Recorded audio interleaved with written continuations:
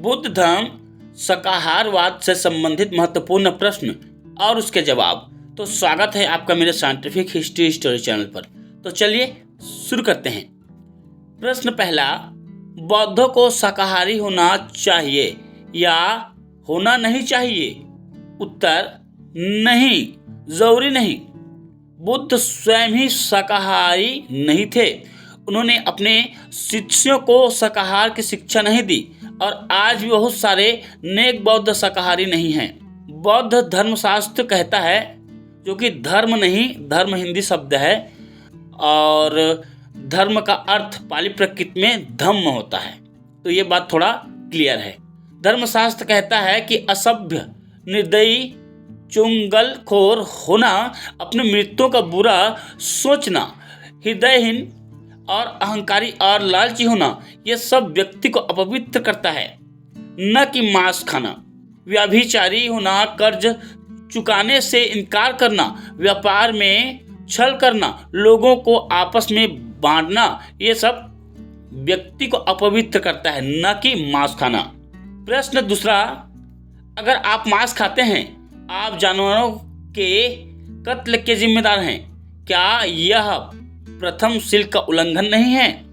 उत्तर, यह सत्य है कि अगर मांस का सेवन करते हैं तो आप प्रत्यक्ष या आंशिक रूप से किसी प्राणी हिंसक के जिम्मेदार हैं। लेकिन साथ यही बात लागू होती है कि जब आप सब्जियां खाते हैं, किसान अपनी फसलों पर कीटाणु मारने की दवा और जहर का छिड़काव करते हैं, जिससे कि जिस सब्जी का आप भोजन में उपयोग करते हैं वो शुद्ध हो।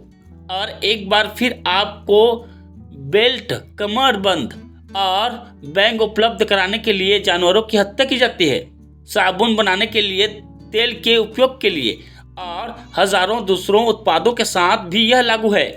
इसके बिना जीना असंभव है। इसी प्रकार से हम अप्रत्यक्ष रूप से अन्य प्राणियों के मौत के जिम्मेदार हैं। सामान्य जीवन कष्ट और असंतोष भरा है। यह एक दूसरा उदाहरण है। पहले आर्य सत्य का। अगर आप पहले शील का विचार करेंगे, आप प्रत्यक्ष रूप से जीवित प्राणियों के ऊपर हिंसा के परित्याग का प्रयास करेंगे। सवाल तीसरा, महायान बौद्ध मांस का सेवन नहीं करते। उत्तर, यह सत्य नहीं है। चीन में महायान बौद्धों ने शाकाहार के ऊपर विशेष बल दिया, लेकिन जापान, मंगोलिया और तिब्बत के महायान बौद्ध परंपरा के सन्यासी और सामान्य जन दोनों ही मांस का सेवन करते हैं। सवाल चौथा, पर ये अब मैं इस बात के पक्ष में हूँ कि बौद्धों को शाकाहारी होना चाहिए। उत्तर, अगर कोई व्यक्ति जो कि बहुत अनुशासित, दृढ़ शाकाहारी है, लेकिन स्वार्थी, बेईमान तथा रूढ़ी है, और दूसरा व्यक्ति जो कि शाकाहारी नहीं है लेकिन औरों के बारे में सोचता है, ईमानदार, उदार और दयालु है, इन दो व्यक्तियों में से कौन बेहतर बौद्ध होगा? प्रश्न, यह व्यक्ति जो ईमानदार और दयालु है। उत्तर, क्यों? प्रश्न, क्यों? स्वाभाविक रूप से इस तरह का व्यक्ति अच्छे हृदय वाला है। उत्तर, निश्चित जो कोई भी मांस खाता है उसके पास शुद्ध हृदय हो सकता है, वैसे ही जैसे कि कोई मांस नहीं खाता है। तथापि अशुद्ध हृदय वाला बुद्ध की शिक्षाओं में आपका हार्दिक गुण महत्वपूर्ण चीज है, न कि आपके भोज्य पदार्थ। बहुत सारे लोग इसका ख्याल रखते हैं कि वो मांस कभी न खाएं, लेकिन वे इसकी चिंता नहीं करते कि स्वार्थी, बेईमान, क्रूर अथवा ईर्ष्यालु हैं। वे अपने भोजन में परिवर्तन कर लेते हैं जो सरल हैं, जबकि हृदय परिवर्तन को नकारते हैं, जो कि मुश्किल कार्य है। तो आप शाकाहारी हैं या नहीं, याद रखें, बुद्ध धर्म में मन की निर्मलता सबसे महत्वपूर्ण चीज है।